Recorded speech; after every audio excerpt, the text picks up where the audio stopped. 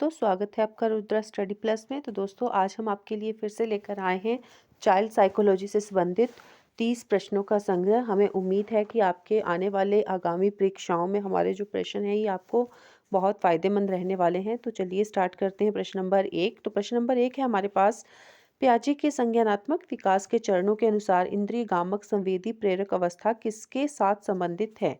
तो ऑप्शंस हैं इसमें, सामाजिक मुद्दों से सरोकार, अनुकरण स्मृति और मानसिक, तार्किक रूप से समस्या समाधान की योग्यता, विकल्पों में निर्वाचन और विश्लेषण करने की योग्यता। तो ऑप्शन नंबर 2 जो है वो इसका सही आंसर है, अनुकरण स्मृति समिति और मानसिक। प्रश्न नंबर 2, बायोगोस्की के अनुसार किसी बालक के विकास में सबसे महत्वपूर्ण योगदान निम्न में से किसका होता है? परिवार का, विद्यालय का, समाज का या धर्म का? तो ऑप्शन 3 जो है वो सही आंसर है। जो समाज है, समाज का बहुत बड़ा योगदान होता है किसी भी बालक के विकास में। प्रश्न नंबर 3, भाषा में अर्थ की सबसे छोटी इकाई डैश है? तो ऑप्शन है स्वामिन, संकेत प्रयोग विज्ञान, वाक्य रूपिम। ऑप्शन 1 इसका सही आंसर है, स्वामिन। प्रश्न नंबर 4, निम्न में से कौन सी मानसिक मंदता की विशेषता नहीं है? बुद्धि लब्धि का 25 से 70 के मध्य होना, धीमी गति से सीखना एवं दैनिक दैनिक जीवन की क्रियाओं को ना कर पाना, वातावरण के साथ अनुकूलन करने में कठिनाई, अंतर्वैयक्तिक संबंधों का कमजोर होना। तो ऑप्शन 4 जो है वो सही आंसर है, अंतर वैयक्तिक संबंधों का कमजोर होना। प्रश्न नंबर 5, शर्म और स्वाभिमान का अनुभव किस अवस्था में होता है? शैशवावस्था, बाल्यावस्था, किशोरावस्था या प्रौढ़ावस्था? तो ऑप्शन 2 जो है वो सही आंसर है, बाल्यावस्था। प्रश्न नंबर 6, 2 वर्ष की समाप्ति पर किस शिशु का शब्द ज्ञान होता है? 100 शब्द, 60 शब्द, 150 शब्द या 10 शब्द? तो ऑप्शन 3 जो है वो सही आंसर है। 150 शब्द जो है 2 वर्ष की आयु की समाप्ति पर एक जो बच्चा है उसका शब्द ज्ञान का भंडार होता है।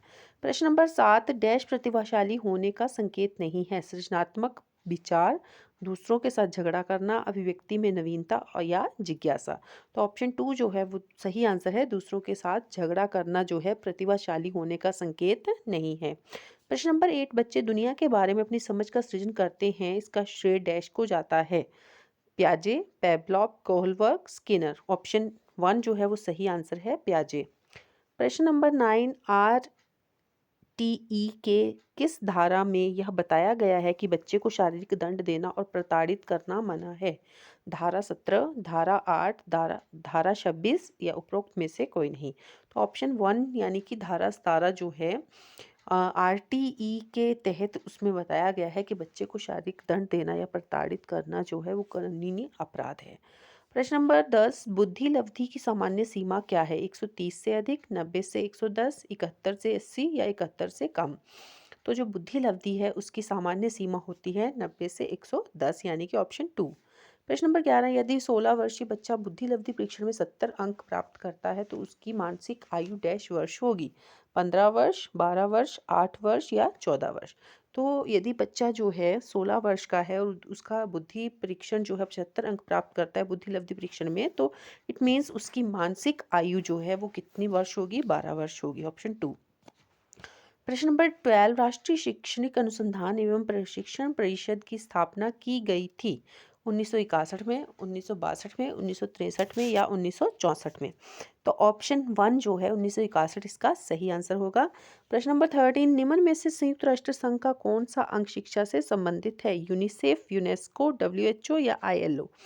तो ऑप्शन 2 जो है वो सही आंसर है, यूनेस्को। प्रश्न नंबर 14, आनुवंशिकता के मूल संवाहक माने जाते हैं? Protein, vitamins, genes, carbohydrates? तो जो जीन्स हैं वो आनुवंशिकता या हेरिडिटी जो होती है उसके मूल संवाहक माने जाते हैं, क्योंकि जो जीन्स होते हैं वही हमारे जो है, जैसे हमारे आइज़ का रंग, हमारे बालों का रंग, हमारा फेस कॉम्प्लेक्शन जो है हमारे मम्मी पापा या जो हमारे एंसेस्टर होते हैं उनके साथ जो है मैच करता है ड्यू टू जीन्स। प्रश्न नंबर 16, पियाजे के अनुसार अहम केंद्रित क्या है? वातावरण ज्ञान का केंद्र है, स्कूल ज्ञान का केंद्र है, बालक विश्व का केंद्र है और हर चीज़ उसके इर्द गिर्द घूमती है, या उपरोक्त में से कोई नहीं।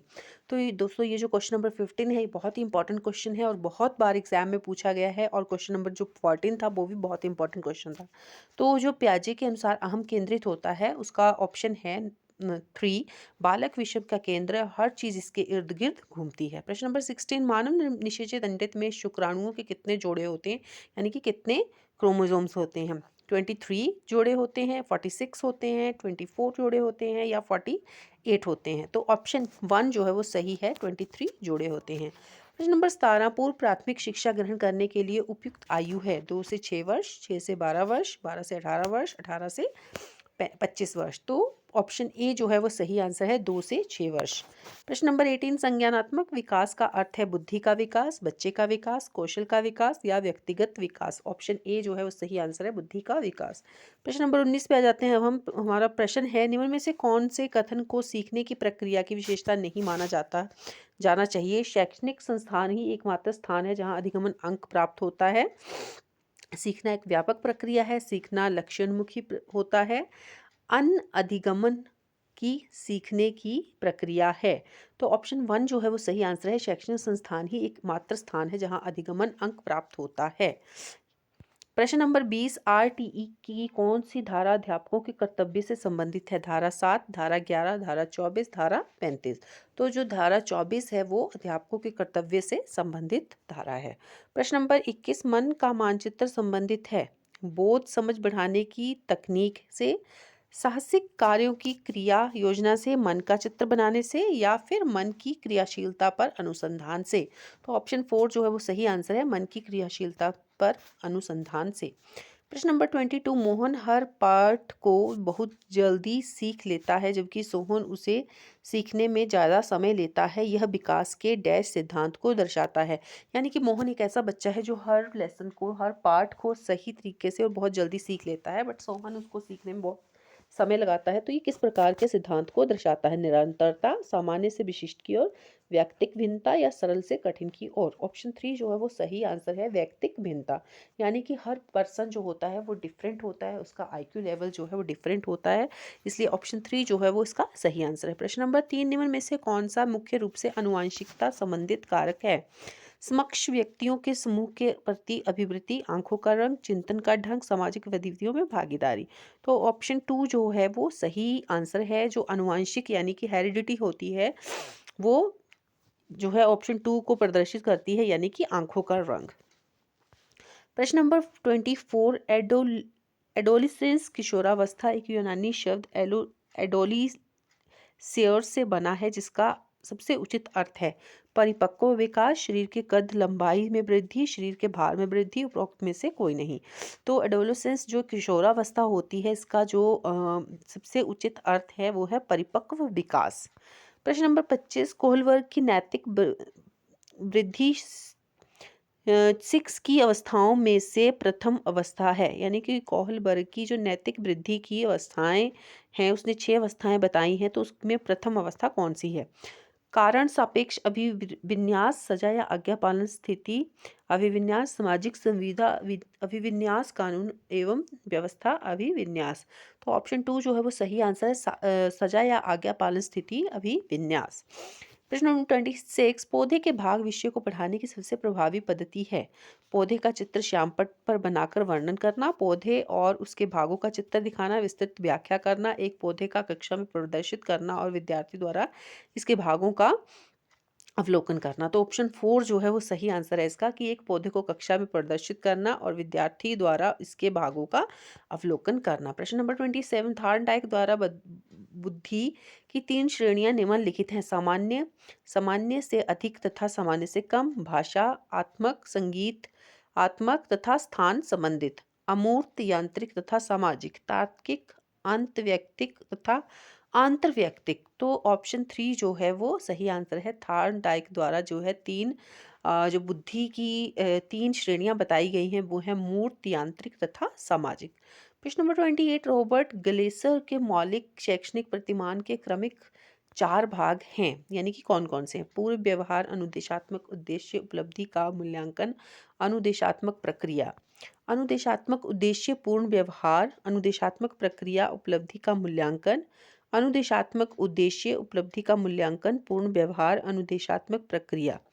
ये नंबर 4 है उपलब्धि का मूल्यांकन, अनुदेशात्मक प्रक्रिया, पूर्ण व्यवहार, अनुदेशात्मक उद्देश्य। तो ऑप्शन 2 जो है वो सही आंसर है, अनुदेशात्मक उद्देश्य, पूर्ण व्यवहार, अनुदेशात्मक प्रक्रिया, उपलब्धि का मूल्यांकन।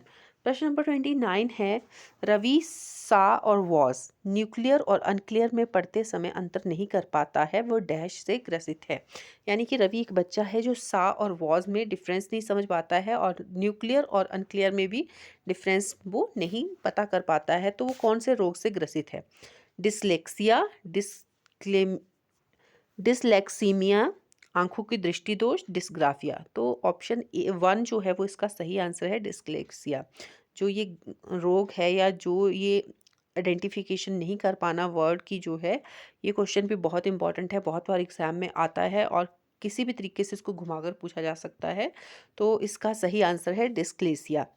प्रश्न नंबर 30 आज का लास्ट प्रश्न, सतत और व्यापक मूल्यांकन CCE के अंतर्गत संदर्भित 2 तरह के मूल्यांकन हैं।